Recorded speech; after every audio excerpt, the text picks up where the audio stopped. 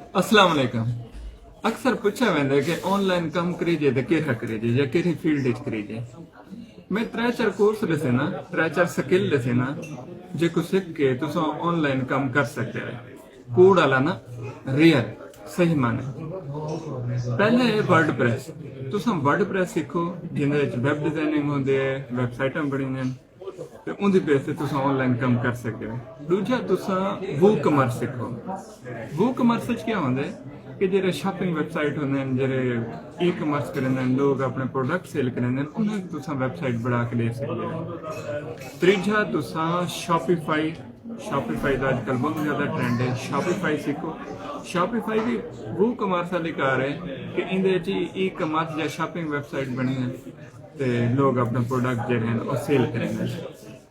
चौथा जो है वो है ग्राफिक डिजाइनिंग। तो ग्राफिक डिजाइनिंग सीखो, लोगो वगैरह बढ़ाओ, दुनिया डॉलर कमाओ, अपने स्किल सेल करो। इन्हें सारे तुहाको दो तरह के लोग मिलते हैं। एक वो जिन्हें का हाँ सड़िया बता से जेरे आखन अस सीखे तो साको रुपया ही आज तक नहीं मिले। दूजे वो मिलते हैं जेरे लख रुपए कमाने बैठे।